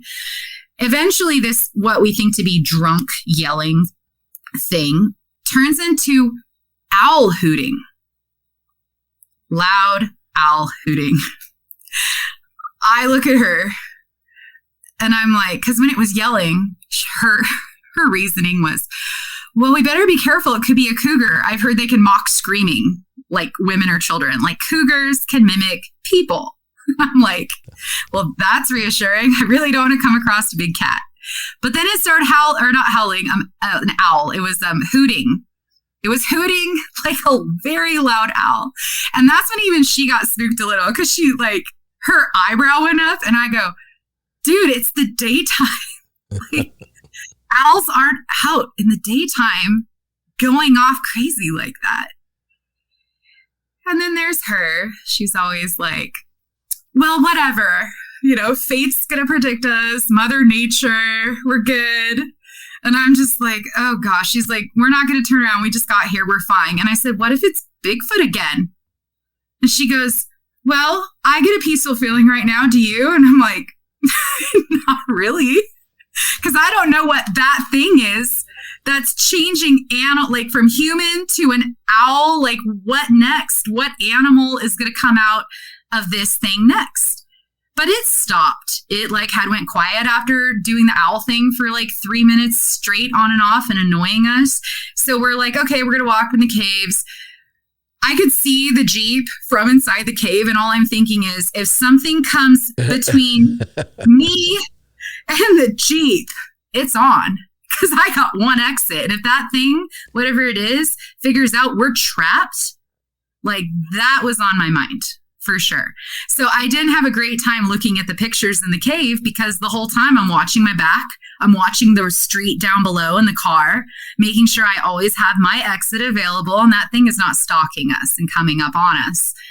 So I quickly took pictures. I asked to leave after 10 minutes in the cave and her talking about the history and some of the other Native American stuff that she's heard. We get back in the Jeep. I'm ready to go. I'm super happy. On the way out, we looked for signs of people. We looked for like tracks up roads, the symbols of like, hey, there's a party, like empty beer boxes, anything. The noise of cars driving. We had the windows down. We had the music turned off and we were trying to figure it out on the way out. We went slowly past it. There was nothing. And so in hindsight, based on like my research, I would say that would be like more Skinwalker, where they can mimic, they can mimic your wife. They can mimic your child. They can sound like any human. They can also mimic animals. So, well, there's a lot of reports. There's a lot of reports of Bigfoot. I experienced myself in the Huron-Manistee National Forest, the hooting owl, and there were three of them, and it repeated in a pattern. There was one directly across the river from me. There was one behind us down back from the way we came, and then there was one way up ahead of us, and it hooted this. It sounded like an owl, but it didn't exactly sound like an owl. Right. It was kind of like a it sounded strange. It wasn't right. And later it was followed by tree knocks. And then oh wow. And an hour later, after everybody had gone to their hammocks to sleep, I had technical failures on all of the equipment that I had. My hammock wasn't worth a shit. Everything sucked. It started raining, but then I started hearing loud splashes in the river, and it was way, way louder than fish jumping and eating bugs off the surface. These were like large rocks being thrown into the water. So my son up in Petoskey, Michigan, while working, he's a geologist. He was working at the KOA campground that was they were doing a increasing the size of the campground. They were adding a new addition to it, and they had to do some ground testing. While they were out there, he had a massive tree being shook back and forth, and him and the two drillers, all three of them heard the sounds of what they thought was a woman, muffled woman speaking, or a child off in the distance. And so I don't think it's necessarily got to be a Skinwalker thing. Those attributes have all been accounted for with Bigfoot.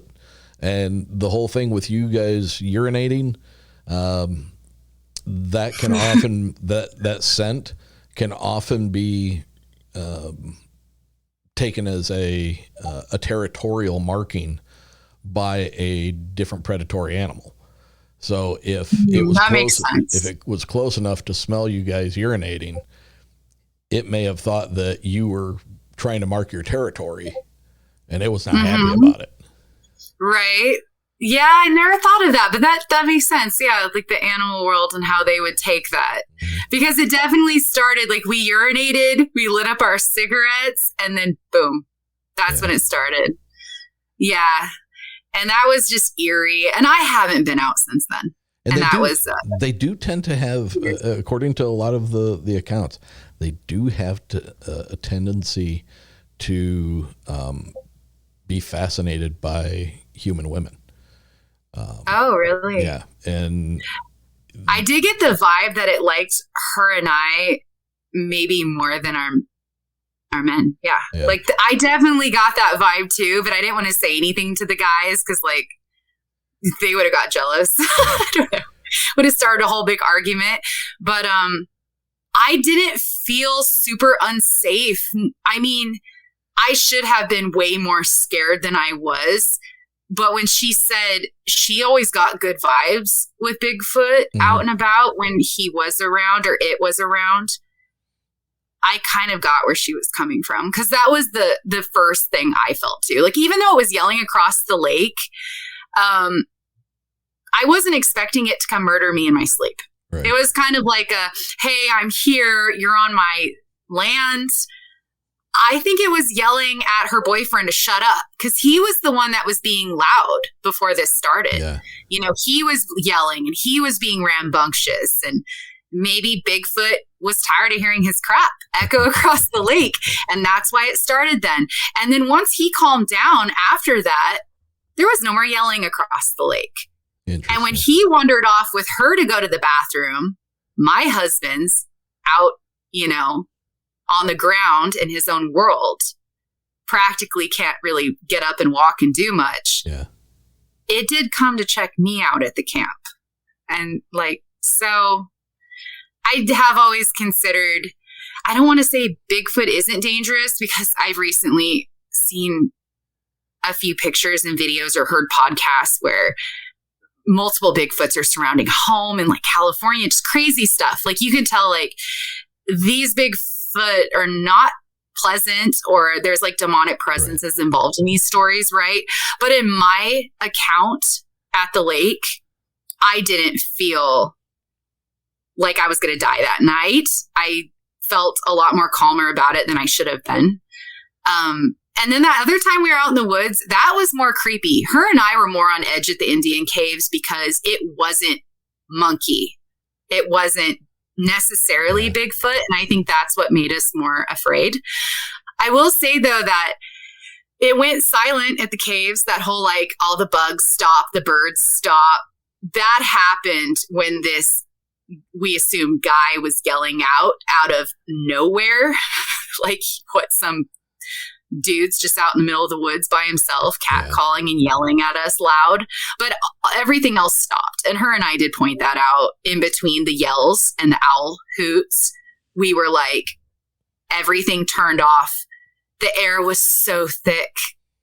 The silence was consuming. And that's how we knew, oh crap, there's another thing that's happening that's paranormal right now. Yeah.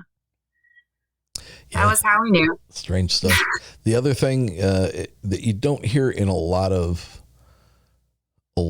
but it does pop up in several encounters, is them making themselves known to women who are camping when they are menstruating.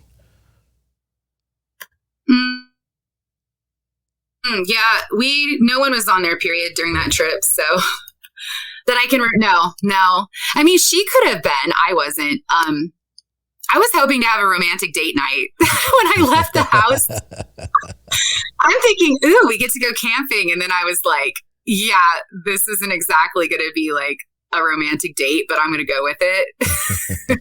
We'll do that a different weekend, right? Yeah. So yeah. In this case, well, she might have been, because she's just one of those people that she would like free bleed with leggings and do weird, not say weird. People in other continents do these things, and it is considered a thing.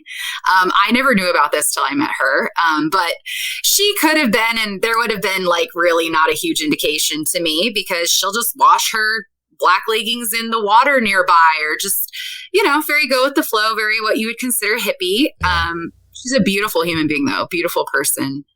I miss her a lot. We haven't hung out in a while because of other circumstances that came up, but she's someone that I'll always remember, and who is like a pure soul, a very good person. You don't run into those that often. Right. I know. Like, I'm 33 and I've known 2, maybe 3. Yeah. Hopefully, I hope to find more. I'm trying to be more social. I'm trying. It's hard. I'm socially awkward. It's sort of, I'm trying to get on Discord and follow my husband's lead, because he's really good with strangers, and I'm really good with depth. I'm good with I'm not good at making the friends, but once I have them, I'm really comfortable in the depth of having a relationship. So we differ that way. He's more comfortable with the other. So, yeah. Well, we are always around. So anytime you want to be in the Discord, please join us. It's turned into a really wonderful community. A lot of great people in there, and man, we just haven't had any problems. Everybody's positive, and it's a great thing. So I can't figure out what this noise is. That noise, can you hear it? Yeah, it's driving me insane. I have unplugged the charger. I have looked up every other open thing, and I'm just like, what is doing this? It is so annoying to me. Some kind of a notification. Well, my husband has always loved his notifications because he used to be on call and travel the world. So we had this big talk about turning off your notifications when I'm staying the night or when we're hanging out, you know? Yeah. It was like, I'm tired of your phone going off all the dang time. Like, no. But I'm using his laptop and I'm just like, oh, I'm trying to figure this out. If we would have used maybe my phone, I don't have any notifications. I'm a loner. I turn mine off. I should be able to get rid of most of them in editing. I'm sorry. So it's all right. I've gone through, this is my 5th time just now trying to look for what it is. I turned off Discord. I closed out a few things. I thought maybe it was the charger. So that's how I lost you with battery because I was trying so hard to figure out. But he'll probably know immediately what it is when I ask him tomorrow. Probably. Yeah. Well, Joy, 2 hours well spent with you. It's been a pleasure talking to you, and I love your energy. You got a bright smile, and it's nice to see somebody who hasn't been adversely affected by the things that tend to go bump in the night. My sleep's been affected. I will say, I wish I could say nothing has, but sometimes dreams, traveling to other places in my dreams. I have insomnia pretty bad. And last night I decided, I never do this, but I was like, I'm going to listen to this YouTube thing on Dogman. And it turns out the lady had died soon after this was posted up by a guy named Jeff, and the whole story. And so if I listen to this and I try to go to bed, I'm getting up and shutting windows, even though we have no AC and the house is hot. I'm like, yeah, I'll leave the screen door that's metal open all night on the 2 doors, but I will not sleep with my husband at work in this house with my windows open, even with guns and dogs, because I know what's out there. And so I'm like, nope, I'm not taking a chance. I don't blame you. I wouldn't either.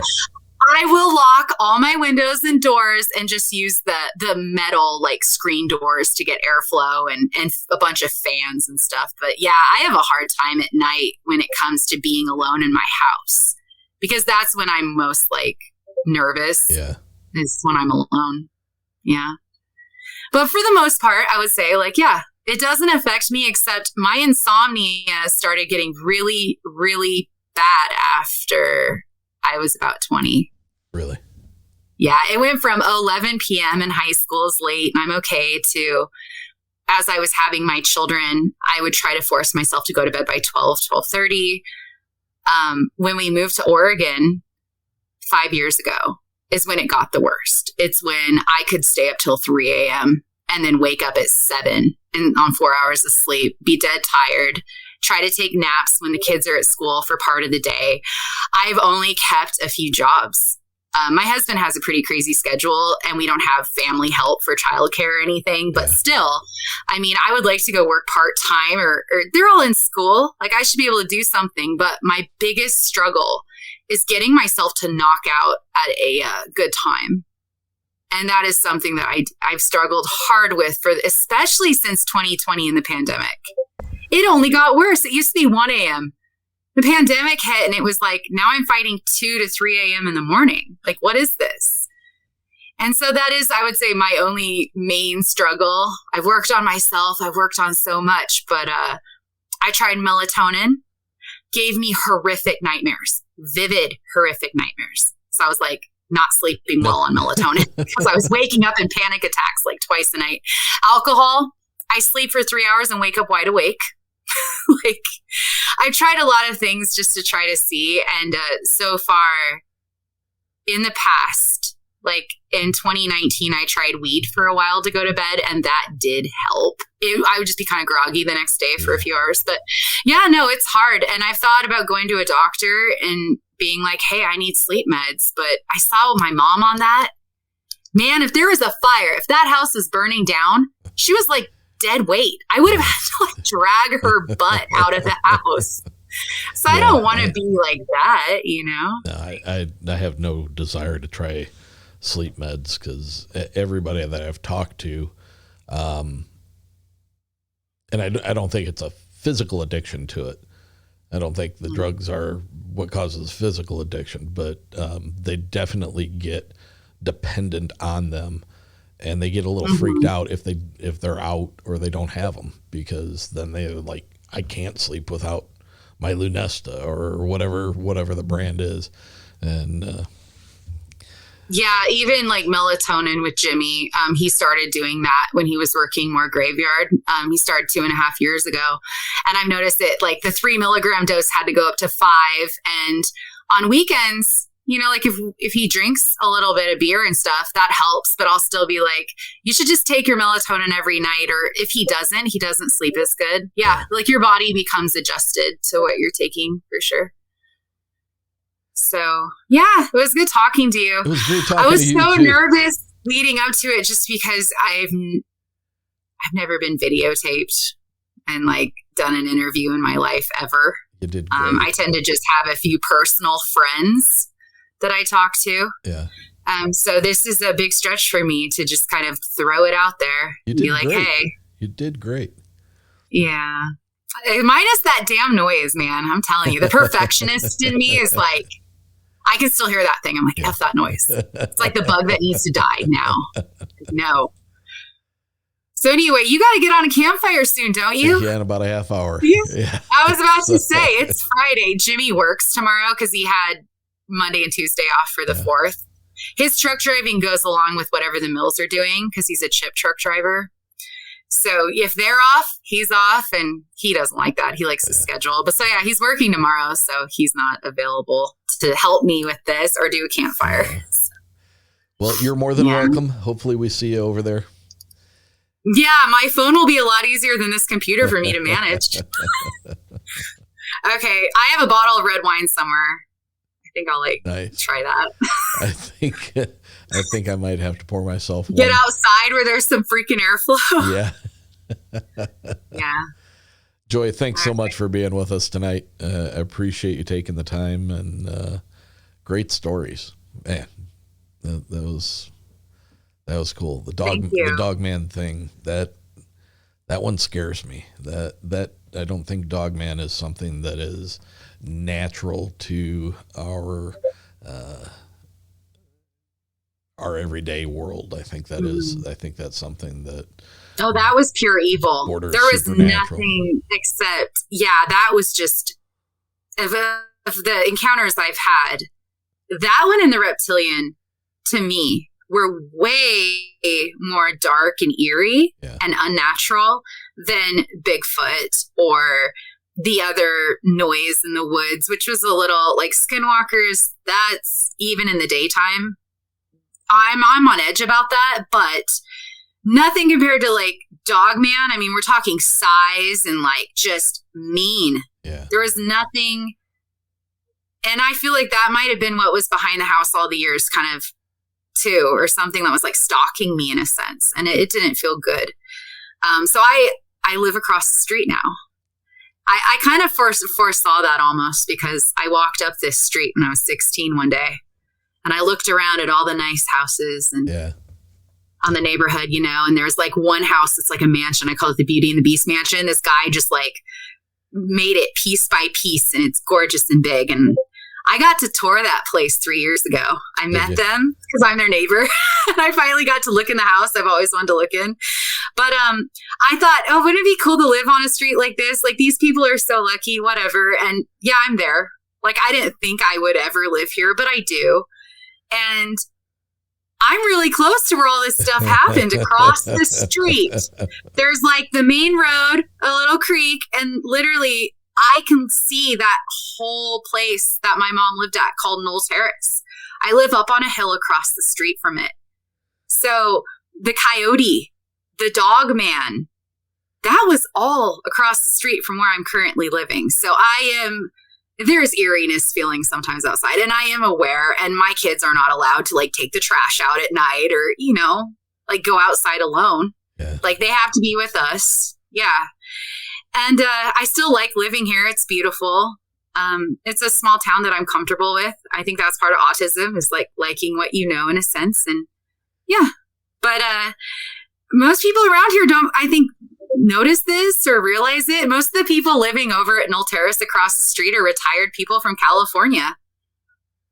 Like, they're just trying to retire and be at peace. And I've never met anyone, even classmates from back in the day, who've ever brought up paranormal activity.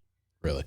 Until I met my one girlfriend. She's like 5 years younger than me. So she was much younger than me growing up through school, but she was the first to bring it up, only when it happened when we were camping. No one talks about this sitting around a fire. You know, we all have drinking. Yeah, we'd drink and we'd go to a house and as adults, like, drink around a fire, and no one brought this up. And I just can't believe that, because when it finally does get brought up, which it did at one point, my ex-classmate, some dude, he had stories because he works out there and he likes to go camp out and get lost like my girlfriend does. And it just started coming out like, yeah, the people that go get lost in the woods around here, they got the good stories. That's where most of it's happening. It's not happening in town by houses unless they stalk us and follow us back in. I've wondered about that. Like, when we go out and we have an encounter, do we bring anything home? Because I know when I used to work at the ER and I had dealt with death through suicide, sad things like murder or suicide in the winter in Alaska, because I lived in Alaska for 7 years in my 20s. I was a CNA at an ER. A few times, like twice in a year, they followed me home. When I iced a dead 14-year-old boy's body, he followed me home because, like, I took care of his body. Now, I knew to open and crack a window. The nurse let me. I did believe, like, the spirit needs to get out of this hospital. And I'm an empath. And I loved him as I did the procedures that you do with death. Yeah. This boy had committed suicide by rope. He came in looking like something out of a horror movie. And instead of me being scared of him, I felt so sad for him because during my break, I found him on Facebook. I saw him. I saw this was a nerd. This is someone who got so depressed from being bullied at school and they hung themselves in their garage. Right? And so because I took the time to research him on that break, when they had brought him in and they were working, like they have to try to CPR someone, even if they're like purple. They just have to. There's all these like steps. But when it was time for me to take care of his body and do a lot of the cleanup stuff, it was my first time not with an elderly person. Like usually it was a nursing home. Yeah. He followed me home. Pancake mix on top of the refrigerator, fell down, did a flip, landed perfectly. The bag, and it did not spill any pancake mix, which is like flour.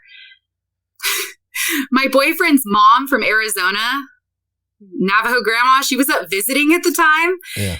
And when she saw that happen, because it's a ghost thing, she freaked out. She was like, oh my gosh. And then right when it landed and I got up to go pick up the pancake bag, the remote on the coffee table flew off when I was walking back to the couch where she was. And she saw it too. That woman was like back on a plane within like 3 days to a week to Arizona. Wow. She was supposed to try to live with us for a while. Yeah, that didn't last. First thing she said to me though was, how dare you like bring that home from your work? She immediately, do you change when you leave the hospital? Like there was all these things I was supposed to be following that she knew about and I didn't, you know? And then at the end of the day, I don't think it was because I took off my dirty scrubs. Yes, I had clean clothes. It was because I think I had empathy. And you took the time to see who he was. And because I loved on him, because I felt so deeply for him and I cared so much. Maybe that soul or some energy attached to me and went home for a longer visit. I did open the door the next day and I knew his name from the charts. So I referred to him by first name and I said, it's okay. Like, I'm good. You're good. Like, I prayed for him and I like opened the door and I tried to set him free that way. Like, let him go. Yeah. And there was no more events after that. And then one other 19-year-old shot himself in the head, committed suicide on New Year's Eve. And I didn't know he was on life support. So when a nurse was like, oh yeah, he's warm, you should touch him. And I thought, I was dumb blonde back then. I was like, well, I don't know what that meant. So I was just like, whatever. And I held his hand and he was warm. And I'm like, oh, so is he going to be like in a vegetable state? Or is he going to is he in coma? Like, how is he going to come back? And she goes, oh, he's dead, honey. And I'm like, what? She goes, yeah, he's on life support. We're just keeping all the organs going because it's a harvest thing. You know, he's a donor on the license. And that opened my mind to the whole donor, not donor thing. Cause it's like, how badly do you guys want these parts? Right? That's a whole nother topic. But working in an ER, you start to realize a lot of people don't have a lot of emotions. There are a few empaths there. The empaths don't make it long. Yeah. I ended up getting bullied and booted out for caring too much. And it was I don't want to give it, it was like a Catholic or Christian medical corporation. I mean, right. It's supposed to be based on giving and caring. And here I'm literally told, you need to care less or you're fired. And I was like, okay, well then I'm putting in my 2 weeks because I can't work for a medical institution if I can't care about people as I'm doing it. And How terrible. So anyway, so the 19-year-old boy, when he followed me home, it was a lot of the blind strings, the strings that hang from our blinds, swinging on their own when no one is near them. My ex was being abusive again, and this was the very end of our relationship. And I kicked him out for the final time. Like, that was the big breakup. And I kicked the ex out. And a few days after I kicked him out, I kept seeing objects move, like the window, strings, or a door that no kid was around would start to shut quietly and calmly. None of it was aggressive. I never felt unsafe. I never had nightmares or whatever. There's good spirits, right? So I said by his first name and opened the door again. And I said, thank you for watching out for me. I think he was trying to protect me because when the strings were swinging on the window, my boyfriend would be like yelling and cussing at me. Like, when my boyfriend was getting aggressive, this spirit would act out. Wow. By showing that it's there. It never hurt him. It could never have the power to do that, but it would make itself known when I was being bullied.